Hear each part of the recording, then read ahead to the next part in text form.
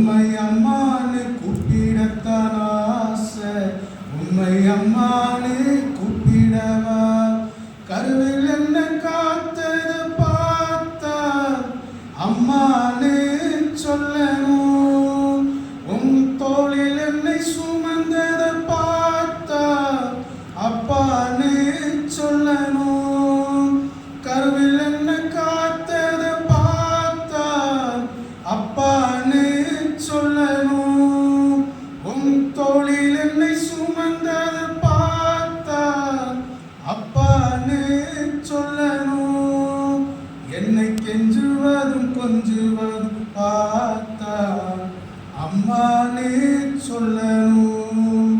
என்னை ஆற்றுவதும் தேற்றுவதும் பார்த்தா உம்மை அப்பானே சொல்லணும். உம்மை அப்பானு கூப்பிடுவேன், உம்மை அம்மானு கூப்பிடுவேன். உம்மை அப்பானு கூப்பிடத்தான் ஆசை, உம்மை அப்பானு கூப்பிடவா. உம்மை அம்மானு கூப்பிடத்தான் ஆசை, உம்மை அம்மானு கூப்பிடவா. என் கண்ணீரை துடைப்பத பார்த்தா அம்மானு சொல்லணும். என் விண்ணப்பத்தை கேட்பத பார்த்தா அப்பானு சொல்லணும். என் கண்ணீரை துடைப்பத பார்த்தா அம்மானு சொல்லணும். என் விண்ணப்பத்தை கேட்பத பார்த்தா அப்பானு சொல்லணும். என்னை ஏந்துவதும் தாங்குவதும் பார்த்தா அம்மானு சொல்லணும். உன் இரக்கத்தை உருக்கத்தை பார்த்தா அப்பானு சொல்லணும். உம்மை அப்பானு கூப்பிடுவேன், உம்மை அம்மானு கூப்பிடுவேன். உம்மை அப்பானு கூப்பிடத்தான் ஆசை, உம்மை அப்பானு கூப்பிடவா.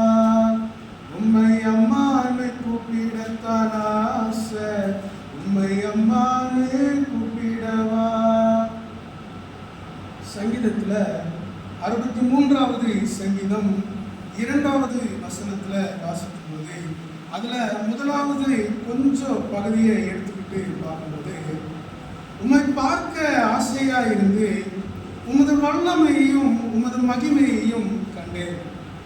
ஆசைகளில் பலவிதமான ஆசைகள் ஒவ்வொருவருக்குமே. சிறு குழந்தைகளை எடுத்துக்கணும் போது சிறு குழந்தைகளுக்கு எதை பார்த்தாலுமே உடனடியாக பெற்றுக்கொள்ளணும் அப்படின்னு சொல்லி சிறு குழந்தைகளுக்கு ஆசை இருக்கும். எங்கேயாவது கடைக்கு கூட்டிட்டு போனோம்னு சொன்னால் அந்த பொருளை பார்த்தா உடனடியாக வேணும் அப்படின்னு சொல்லி அந்த சிறு குழந்தைகளுக்கு ஒரு ஆசை இருக்கும். அதே வாலிபர்களுக்கு என்ன ஆசை அப்படின்னு சொல்லி பார்க்கும்போது, தன்னுடைய பெற்றோர்கள் என்னை அரவணைத்து என்னுடைய பெற்றோர்கள் சொல்லுக்கு கட்டுப்படாமல் நானே சுயமாக நான் தீர்மானத்தை எடுக்க வேண்டும் என்று சொல்லி அவர்களுடைய ஆசையாக இருக்கிறது. அதே பெற்றோர்களுக்கு என்ன ஆசை அப்படின்னு சொல்லி பார்க்கும்போது, என்னுடைய குழந்தைகள் சுகமாக இருக்கணும், அவனுடைய வெற்றியை பார்த்து சந்தோஷப்படணும் அப்படின்னு சொல்லி இன்னும் அநேக விதமான ஆசைகள் பெற்றோருக்கு இருக்கு. அதே வயதானவர்களுக்கு என்ன ஆசை அப்படின்னு சொல்லி பார்க்கும்போது, என்னை மதிக்கணும், என்னுடைய குடும்பம் என்னிடத்துல அன்பா இருக்கணும் அப்படின்னு சொல்லி வயோதிபர்களுக்கு அநேக ஆசைகள் இருக்கிறது.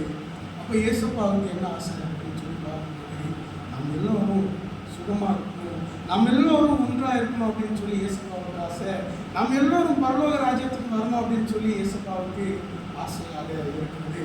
பிலிப்பியர் 1:23 வசனத்தை எடுத்தவங்க வாசிங்க. பிலிப்பியர் 1வது அதிகாரம் 23வது வசனம். பிலிப்பியர் 1வது அதிகாரம் 23வது வசனத்தை எடுத்தவங்க வாசிங்க.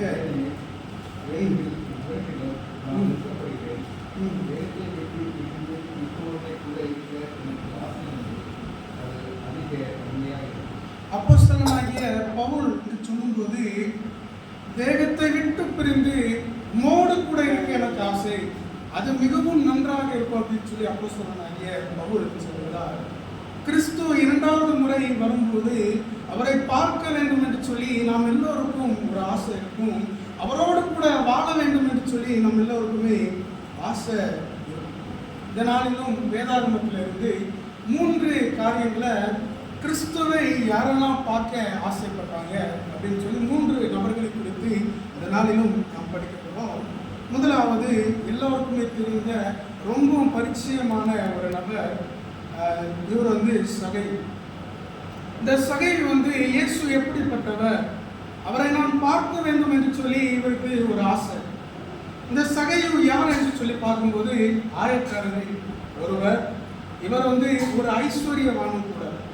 இந்த சகேயு ஆயக்காரர்கள், அதாவது இந்த எரிகோ பட்டணத்தில் வரி வசூலிப்பவர்கள் அநேகர் இருந்தார்கள். இந்த அநேகருக்கு இவர் தலைவராக இந்த சகேயு இருக்கிறார். இந்த சகேயு ஒரு உயர்ந்த உத்தியோகம் பார்த்து வந்தாரு. இந்த சகேயுவுக்கு இயேசு எப்படிப்பட்டவர், அவரை நான் பார்க்க வேண்டும் என்று சொல்லி ஒரு ஆசை இருந்தது. ஒரு பிரபலமான ஒரு நபர், அவரை மனுஷர்கள் மத்தியில் பார்க்கும்போது ஒரு பிரபலமான நபரை எப்படியாவது பார்க்கணும் அப்படின்னு சொல்லி தான் மனுஷனுடைய விருப்பமாக, ஒரு இயல்பாக இருக்கும். அதே போலதான் ஒரு புகழ்பெற்ற நபர் அவர் செய்த காரியங்களை அடிக்கடி நாம் காதுகளில் கேட்கும்போது அவர் எப்படிப்பட்டவர், அவரை நம்ம பார்த்தா நல்லா இருக்குமே, நம்முடைய கண்களால் அவரை பார்த்தா நல்லா இருக்குன்னு சொல்லி நமக்கு ஒரு ஆசை. அதே போலதான் இந்த சகேயுவுக்கும் ஒரு ஆசை இருந்துச்சு. ஒருவேளை உங்களுடைய வாழ்க்கையிலும் என்னுடைய வாழ்க்கையிலும் கிறிஸ்துவை பார்க்க வேண்டும் என்று சொல்லி ஒரு ஆசை இருக்குது அப்படின்னு சொன்னா நம்ம விசுவாச கண்களால் மாத்திரம் அவரை பார்க்க முடியும். அவர் எப்படிப்பட்டவர் என்பதை நாம் தெரிந்து கொள்ள வேண்டும் என்று சொன்னால் அவரிடத்துல நாம் போகும்போது, அவரை தேடும் போது மாத்திரமே நாம் அவரை கண்டடைகிறவர்களாக இருக்கிறோம். இந்த சகேயு இயேசு எப்படிப்பட்டவர், அவரை பார்க்க வேண்டும் என்று சொல்லி இந்த சகேயு ஆசைப்பட்டார். இவர் ஆயக்காரர் தலைவரி, அதாவது தலைவனாக இருந்த போதும் இவர் ஒரு சிறு குழந்தையை போல ஓடி போறார். இயேசுவை நான் எப்படியாவது பார்க்கணும்னு சொல்லி பலவிதமான முயற்சிகளை இவர் எடுக்கிறாரு. பார்க்கும்போது ஜனக்கூட்டம் மிகுதியாக இருக்குது, ஒரு பெரிய கூட்டமாக இருக்குது, இவர் குள்ளனாக இருக்காரு. அந்த ஜனக்கூட்டத்தின் மத்தியில இயேசுவை பார்க்க முடியல. உடனே இவர் ஒரு கப்பத்தி மரத்துக்கு மேல அது ஏறுகிறத நம்ம பார்க்க முடிகிறது. எல்லாரும் உங்களுடைய கவனத்தை லூக்காவின் புஸ்தகத்துக்கு திருப்ப முடியுங்களே அன்போடு கேட்டுக்கொள்கிறேன். லூக்கா 19வது அதிகாரம், லூக்கா 19வது அதிகாரம் 5-6 வசனங்களை எடுத்தவங்க வாசிங்க. லூக்கா 19வது அதிகாரம் 5-6 வசனங்களை வாசிங்க.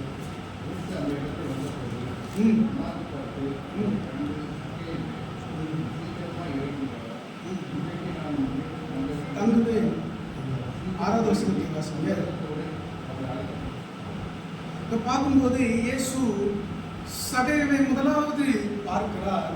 சகேயு குள்ளனாக இருந்த போதிலும் இயேசுவின் கண்ணில் இருந்து இந்த சகேயு மறைந்து போகல. சகேயுவை பார்த்து சகேயுவே என்று சொல்லி பேர் சொல்லி அங்கு அழைக்கிறார். நீ சீக்கிரமா இறங்கி வா, நான் இன்றைக்கு உங்களை வீட்டில் தங்குவேன் அப்படின்னு சொல்லி. இந்த சகேயுவுக்கு அவனுக்கு மிகுந்த ஒரு மகிழ்ச்சி. அவனுடைய வாழ்க்கையில இதுவரைக்கும் அதே போன்ற ஒரு சந்தோஷம் அவனுடைய வாழ்க்கையில இருந்திருக்கும்னு சொன்னா தெரியாது. அந்த அளவிற்கு ஒரு சந்தோஷம் இயேசுவை பார்த்த மாத்திரத்துல இந்த சகேயுவுக்கு இருந்தது. தன்னுடைய வீட்டிற்கு அவன் சந்தோஷத்தோடு அழைத்து கொண்டு போனான். இயேசு கிறிஸ்து உன்னுடைய வீட்டில் நான் தங்க வேண்டும் என்று சொல்லி சொன்னார். அதே போலதான் ஒரு பெரிய கிராமம் இருக்குதுன்னு சொன்னா அந்த கிராமத்துல ஒரு பெரிய அரசாங்க குடும்பத்தை சேர்ந்த ஒரு நபர் வருகிறார் அப்படின்னு சொல்லும்போது இதே போலவே தான் அவனுடைய வீட்டில் தங்கலாமா அப்படின்னு சொல்லிதான் அந்த நபரும் அங்கே கேட்பாரு. இயேசு ராஜாதி ராஜாவாக இருக்கிறார், அவர் நான் இன்னைக்கு உங்களுடைய வீட்டில் தங்கலாமா அப்படின்னு சொல்லி கேட்கிறதை நாம் பார்க்க முடிகிறது. சகேயு சந்தோஷத்தோடு அழைத்து கொண்டு போறாரு. அங்க அந்த வீட்டுல பெரிய மாற்றம் ஏற்படுகிறது. சகேயு ரட்சிப்பையும் பெற்றுக்கொள்கிறார். 2வது உங்களுடைய கவனத்தை யோவான் புத்தகத்துக்கு உங்களுடைய கவனத்தை திருக்கும்படி அன்போடு கேட்டுக்கொள்கிறேன். யோவான் 12வது அதிகாரம், யோவான் 12வது அதிகாரம் 20-21வது வசனத்தை எடுத்தவங்க வாசிங்க.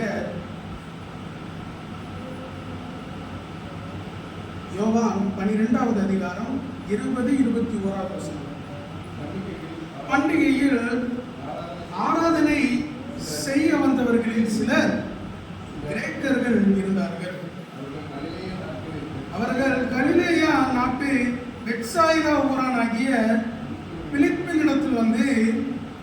ஐயா, இயேசுவை காண விரும்புகிறோம் என்று அவனை கேட்டுக்கொண்டார்கள்.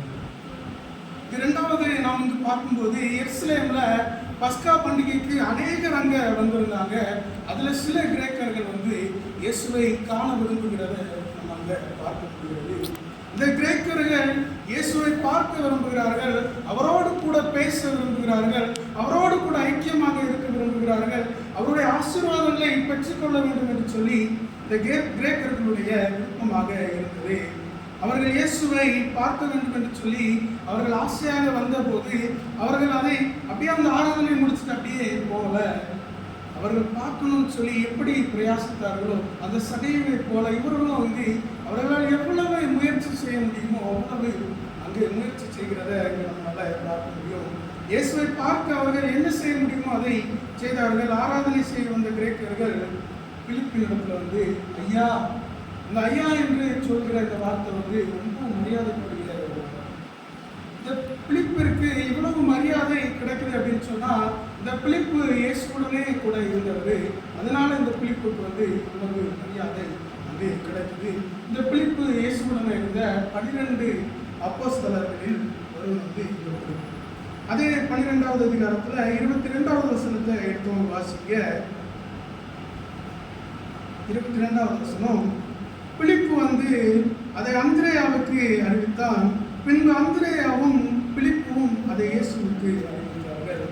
பிலிப்பு அந்த காரியத்தை இப்படி கிரேக்கர்கள் வந்திருக்காங்க, இயேசுவை பார்க்க வேண்டும் என்று சொல்லி வந்திருக்காங்க அப்படின்னு சொல்லி பிலிப்பு அந்திரேயாவுக்கிட்ட சொல்லுவாரு.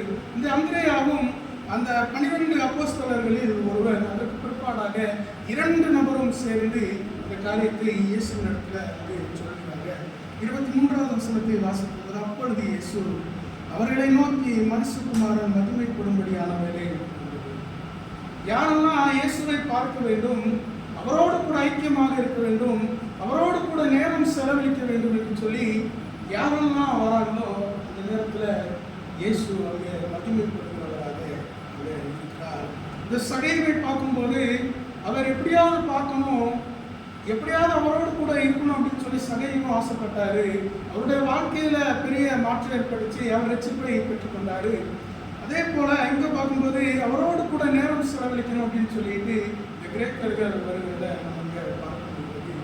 இங்க இயேசு மகிமைப்படுகிறத நம்ம இங்க பார்க்க முடியாது. மூன்றாவது லூக்கா.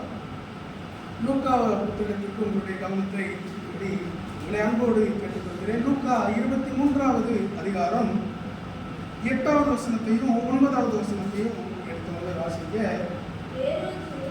ஏரோது இயேசுவை குறித்து அநேக காரியங்களை கேள்விப்பட்டிருந்ததினாலும்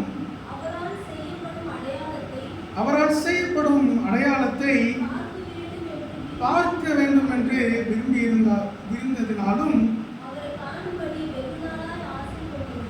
அவரை காணும்படி வெகு நாளாய் ஆசை கொண்டிருந்தார். அந்தபடி அவரை கண்டபோது மிகுந்த சந்தோஷப்பட்டு அநேக காரியங்களை அவரிடத்தில் வினாவினான். அவர் ஒன்றும் சொல்லவில்லை. இந்த ஏரோது ராஜாவும் இயேசுவை பார்க்க வேண்டும் என்று சொல்லி வெகு நாளாக இந்த ஏரோது ராஜாவும் ஆசைப்படுகிறார். ஆனால் அவர் அந்த செய்த அற்புதங்களை மாத்திரம்தான் அந்த ஏரோது ராஜா வந்து பார்க்கணும் அப்படின்னு சொல்லி ஆசைப்பட்டாரு. இயேசுவை இந்த ஏரோது ராஜா பார்த்தாரு. ஆனாலும் இந்த ராஜாவின் ஆசையின் நோக்கம் வந்து தவறானதாக. அதனால இந்த ஏரோது ராஜா கிறிஸ்து பக்கத்துல இருந்த பிற்பாடும் ரட்சிப்பை இந்த ஏரோது ராஜாவால பெற்றுக்கொள்ள முடியல. நம்முடைய வாழ்க்கையிலும் நாம் கிறிஸ்துவை பார்க்க வேண்டும் என்று சொன்னால் நம்முடைய குணம் அவருடைய அற்புதத்தை மாத்திரம் பார்க்க வேண்டும் என்று சொல்லி இல்லாம இந்த சகையவை போன்றோம் இந்த கிரேக்கர்களை போலவும் அவரை பார்க்க வேண்டும், அவரோடு கூட இருக்க வேண்டும், அவருடைய அற்புதங்களை அவருடைய ஆசீர்வாதங்களை பெற்றுக்கொள்ள வேண்டும் என்று சொல்லி நாம் ஒரு இடத்துல போகும்போது அது ஆசீர்வாதம் தருகிறதாக இருக்கிறது. இந்த ஏரோதுவை போன்ற குணம் நம்மிடத்துல இல்லாத வண்ணம் நாம் பார்த்துக்கிறோம். அவரை முகமுகமாக பார்ப்போம், நாளுக்காக நாம் காத்திருக்கிறோம். என்னுடைய பரலோக ராஜ்யத்திற்கு நாம் ஒவ்வொருவரும் தகுதி உள்ளவர்களாக நாம் ஆர்வோம், மற்றவர்களையும் நாம் தகுதிப்படுத்துவோம். தேவன் தாமே நம் ஒவ்வொருவரையும் ஆசீர்வதிப்பாராக. ஆமென்.